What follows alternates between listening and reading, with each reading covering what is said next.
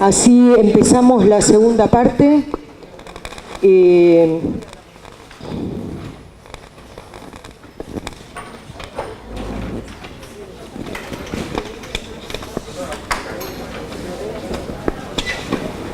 esta segunda parte van a hablar Jorge Abasto, de la Coordinadora de Inquilinos de Buenos Aires, José Acuña, de FEDEVI, Fuerza Emancipadora de Villas y Barrios Marginados de la Ciudad de Buenos Aires, y Fiamma Garde, de la Comisión de Vivienda de La Boca Resiste y Propone. Bueno, volvemos a pedirles más o menos 15 minutos para cada uno. ¿Cómo?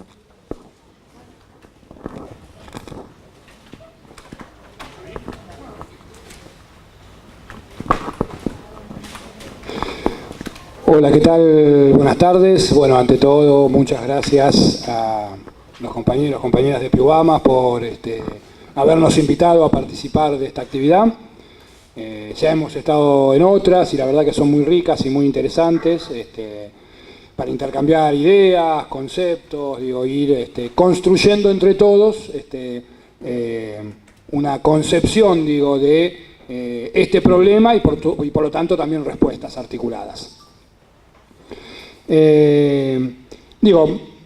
Como todo problema, complejo, se lo puede abordar desde distintos puntos de vista, se lo puede abordar con distintas metodologías.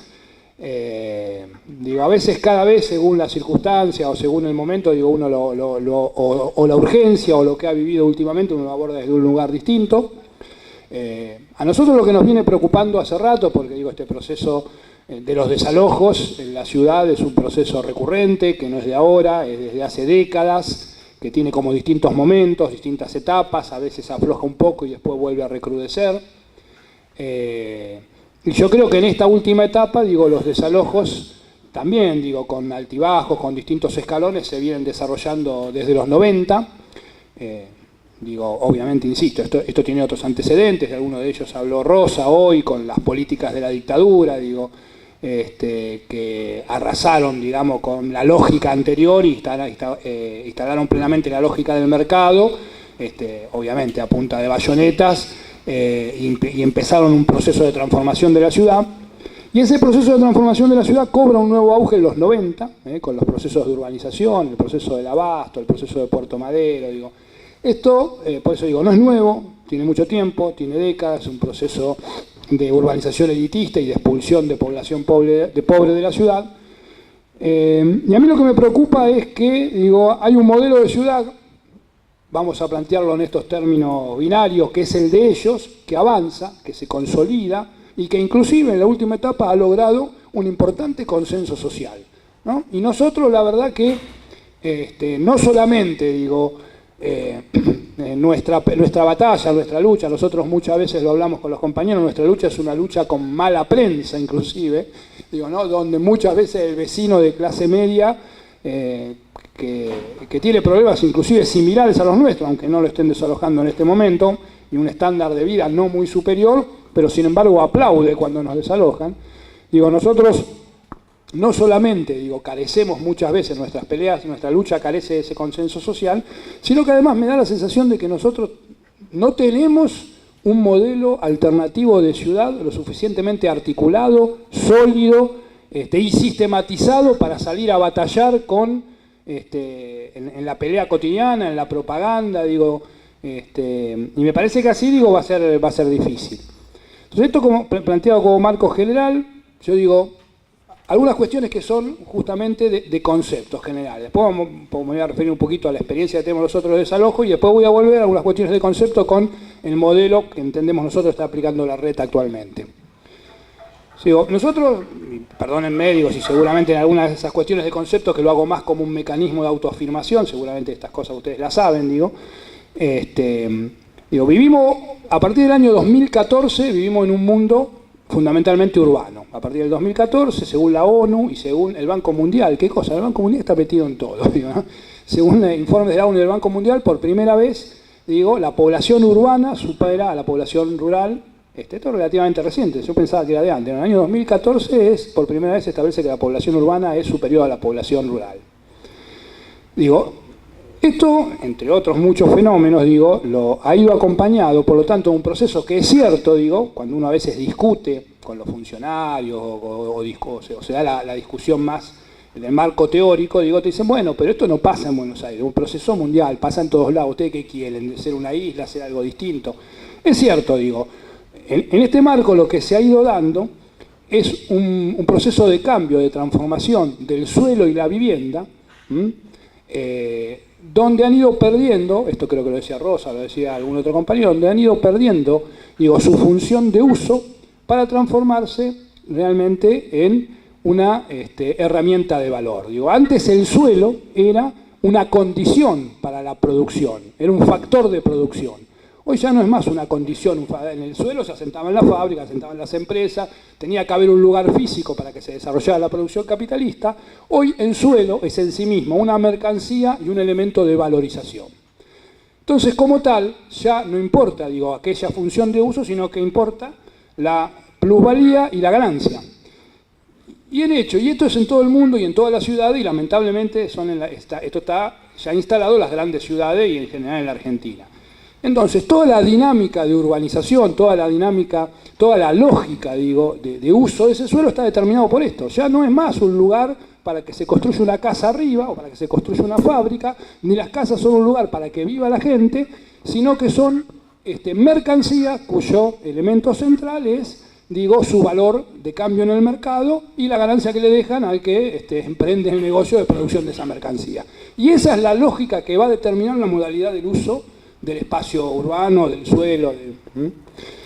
Entonces, digo, en ese contexto, en la ciudad de Buenos Aires hace ya muchos años que se vienen produciendo fenómenos que tienen que ver con estos. Le dicen, porque acá le ponemos a todo nombre en inglés, gentrificación. Nosotros decimos procesos de urbanización elitista, de urbanización expulsivo. Por eso digo, nos podemos remontar a la dictadura, digo, pero para arrancar de los 90 está el proceso en el Abasto, el barrio donde nosotros tenemos una fuerte inserción como coordinador de inquilinos de Buenos Aires. Digo, ahí las transformaciones en el Abasto, la transformación del mercado central, del viejo mercado de fruta y verdura, perdón, en shopping, y toda la construcción que hubo alrededor fue uno de los primeros grandes impactos de esta nueva época en la ciudad de Buenos Aires.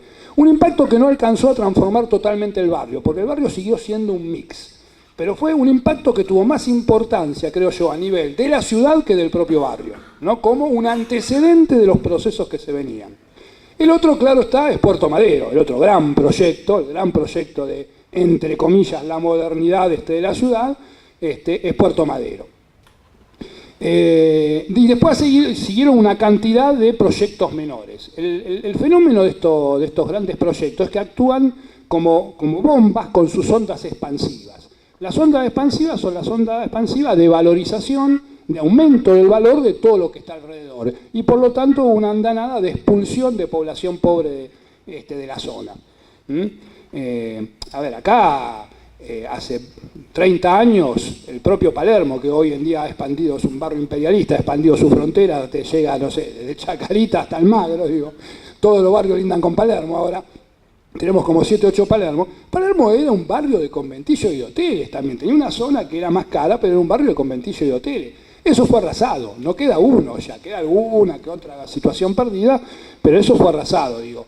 Y son procesos, digo, de expulsión de población pobre. Digo, lo mismo pasó en Barracas. De alguna manera, aunque es un proceso, acá hay una compañera y vecina del barrio, lo va a explicar mejor que yo, lo mismo están intentando hacer en La Boca desde hace rato, digo, que es más complejo, digo, erradicar a la población pobre del barrio de La Boca, digo, un barrio popular. Pero en Barracas se produjeron importantes transformaciones, y así digo en distintos barrios de la ciudad. Este modelo tiene una característica hasta ahora, que yo creo que es interesante reflexionar porque creo que Larreta está intentando cambiar eso. Estos modelos de urbanización elitista y de expulsión de la población pobre de la ciudad a través de los desalojos, en el marco de esta situación, los desalojos lo que son es una pelea del capital inmobiliario por los espacios físicos vacantes para poder desarrollar sus negocios. Digo, es eso, es un campo de batalla, el desalojo es la expresión de ese campo de batalla. Digo, hasta ahora ese proceso, la característica que tuvo es que son procesos de reducción de la densidad de población de los barrios, procesos de reducción de la densidad de población. Se cambia población popular por sectores medios altos, y el resultado de eso es que es una reducción de la densidad de población. Esto es evidente en los números. La ciudad de Buenos Aires hoy tiene menos habitantes que hace 60 años atrás. Y hubo, obviamente, el propio incremento vegetativo de la población debería ser que la ciudad, si hace 60 años tenía 3 millones de habitantes, hoy la ciudad debería tener 5 o 6 por crecimiento vegetativo. No solamente no sucedió eso, sino que está este mito de la horda de inmigrantes que ha ocupado la ciudad, también es una mentira, digo, ¿no? Tenemos menos población que hace 60 años atrás. Y esto tiene que ver indudablemente con que hay un proceso permanente de expulsión pobre y de población humilde de la ciudad, digo, desde hace décadas, acompañado en algunos momentos por un proceso de emigración voluntaria de sectores medios que se fueron a los country, se fueron, digo, a otras opciones en el conurbano. Pero esto funcionó así, funcionó, como un proceso donde se redujo la densidad poblacional. Cuando asume Macri el gobierno de la ciudad, desarrolla toda una política de Estado. Acá nosotros siempre decimos, no es que Macri no tiene una política de Estado para este problema, la tiene. Ahora, el problema es que esa política de Estado es el gobierno del PRO, inclusive para no personalizar, la tuvo y la tiene. El problema es que esa política es acompañar estos procesos activamente con medidas de gobierno para favorecer el desarrollo del mercado inmobiliario y producir este proceso de expulsión de población pobre y de cambio de población en los barrios. Todas las políticas, todas las leyes de distritos especiales del gobierno de Macri en realidad apuntaban a eso. Yo digo que casi centralmente apuntaban a eso. El distrito de las artes, el distrito tecnológico, el distrito del deporte. El único de todos esos distritos que está fuera de la zona sur de la ciudad, porque todos están en la zona sur de la ciudad, en la franja sur, y que por lo tanto apuntan a elevar el valor de las tierras y por lo tanto generarle mejores condiciones al negocio inmobiliario en esa zona, abrirle espacio al negocio inmobiliario en esa zona. El único que está fuera de esa zona es el que está en Palermo, que creo que es el distrito del cine, ¿no? No sé si se llama el cine o de algo así. El distrito audiovisual, ese es el único que está fuera. El resto, si ustedes lo ven, se ubican todos en la franja sur de la ciudad. Y estas son políticas, y ojo que esto, además de estas leyes, los vecinos las reciben bien, las ven bien, dicen, pucha, me mejoran el barrio, mejoras cosméticas, ¿no? Pero los vecinos no las perciben como... A ver, sube el valor del metro cuadrado. Doña Rosa, que tenía una casa que hace 20 años atrás le valía 30.000... no hago alusión a nadie presente. Que tenía una casa que valía $30.000 y ahora vale $150.000 esa misma casa, en 15 años ha visto, o 20 años ha visto un proceso de valorización, que se me pusieron un 5 la... ha visto un proceso de valorización. Vamos a acelerar un poquito, pero creo que me voy a pasar un par de minutos de los 5, si me perdonan, vamos a acelerar igual. Ha visto un proceso de valorización de su propiedad, y está contenta, y le mejoraron el barrio cosméticamente, y está contenta, entonces ahí también tenemos un fenómeno que tenemos que ver cómo atender. Pero bueno, entonces el PRO tuvo políticas de Estado, que son políticas de Estado para acompañar este proceso de transformación elitista de la ciudad. En este contexto se producen los desalojos. Durante toda la primera década y lo que va del nuevo siglo, realmente ha habido una andanada de desalojos enorme en la ciudad. Nosotros tenemos una estadística así muy casera, que es tomar fundamentalmente entre los años 2008 y 2014, que es cuando logramos tener algunas cifras más o menos precisas, porque ahora, entre otras cosas, por ejemplo, el gobierno de la ciudad oculta, y no sé inclusive si cuando a los pedidos de informe de la legislatura se los contesta en este sentido, el gobierno de la ciudad oculta ciertas estadísticas, como por ejemplo, cuántos beneficiarios del subsidio 690 y sucesivas modificatorias, pues hay un montón de modificatorias, cuántos beneficiarios anuales hubo en los últimos años, ¿no? Eso está oculto, por lo menos nosotros ya no logramos acceder a esa información que en algún momento accedíamos. Cuando accedíamos, entre los años 2008 y 2014, había un promedio de 5.000 beneficiarios por año. Es un subsidio que se paga para la gente que está desalojada o está en situación de calle, que es más o menos lo mismo. O sea que nosotros decimos que ha habido durante buena parte de estos primeros años del siglo XXI, un promedio de 5.000 familias desalojadas anualmente en la ciudad de Buenos Aires. 5.000 familias, alrededor de 20.000 personas. O sea, no nos cansamos de repetirlo, ya aburrimos a alguno al que nos ha escuchado más de una vez. Digo, es una pequeña ciudad que es desalojada de la ciudad todos los años, ¿no? ¿Y por qué? Porque además una buena parte, entendemos también, con estadísticas caseras, digo, porque el Estado no se preocupa por producir estadísticas serias, entendemos que una buena parte de esa población, como dijeron otros compañeros acá en el panel anterior, es expulsada de la ciudad, además.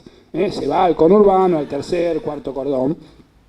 Y de la parte que queda en la ciudad, uno de los lugares que tiene donde encuentra o encontraba hasta ahora terreno vacante, digo, para poder acceder son las villas, y por eso el enorme incremento de la población de las villas de la ciudad, que obedece a un proceso de migración interna en la ciudad o de caída de las condiciones de vida, digo, de la población.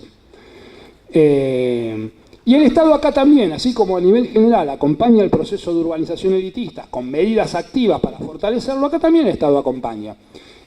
La lógica y el sentido del subsidio 690, yo pongo el número original, ahora no sé cuál es el último decreto, la última modificación que le pusieron, aún con la última modificación que amplía el subsidio a 12 cuotas, antes era de 10, con una posibilidad de extensión de 6 cuotas más, y de un monto de hasta 4.000 pesos por cuota, etcétera, etcétera, que no es nada tampoco, pero es una ampliación con respecto a lo que existía.